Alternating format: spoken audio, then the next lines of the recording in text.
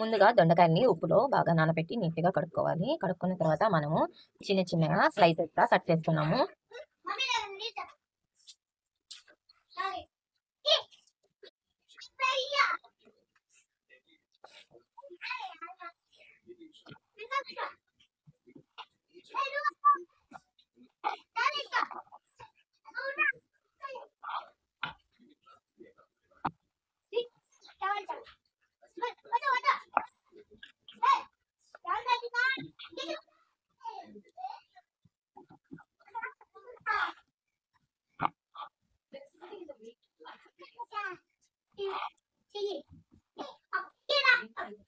మనము ముందుగా కడాయి పెట్టుకున్నాక ఇందులో ఒక స్పూను జీలకర్ర, అలాగే ఒక అర్ధ స్పూను మిరియాలు, 4-5 ఎండుమిరపకాయలు, అలాగే కొన్ని శనగగింజలు, నువ్వులు అన్నీ వేసుకొని బాగా దూరగా వేయించుకోవాలి. ఇలా వేయించుకున్న తర్వాత ఇందులో నేను ఒక స్పూన్ ఆయిల్ వేసాక ఒక పెద్ద ఆనియన్స్ వేసి ఆయిల్లో దూరగా వేయించుకుంటున్నాను. అలాగే మనము వేయించి పెట్టుకున్న ఇవన్నీ ఒక ప్లేట్లో పెట్టుకోవాలి.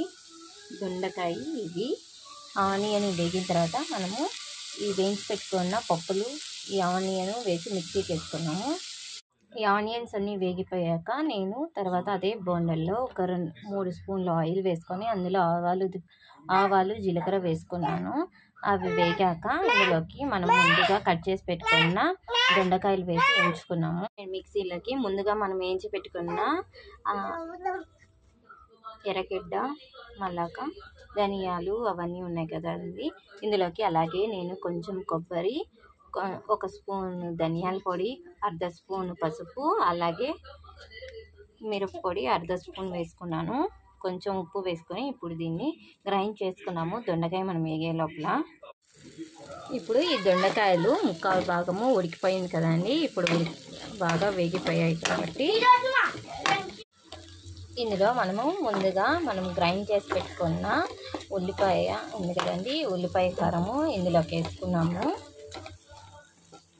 ఈ ఉల్లిపాయల కారము ఇందులోకి బాగా దొండకాయలోకి వేసి బాగా వేయించుకున్నాం. కొద్దిసేపు వేగిన తర్వాత 2 నీళ్ళు వేసుకున్నాము అది కొంచెం ఉడకడానికి. మనము ముందుగా గ్రైండ్ చేసుకున్న పేస్ట్ అంతా వేసి కొద్దిసేపు బాగా వేయించుకున్నాం కదండి.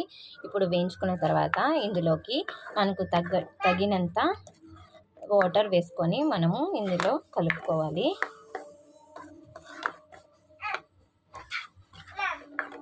అలాగే కొంచెం ఉప్పు కరెక్ట్గా చెక్ చేసుకొని ఉప్పు కూడా వేసుకోవాలి. చూసారు కండి ఉల్లిపాయ కారము దొండకాయ.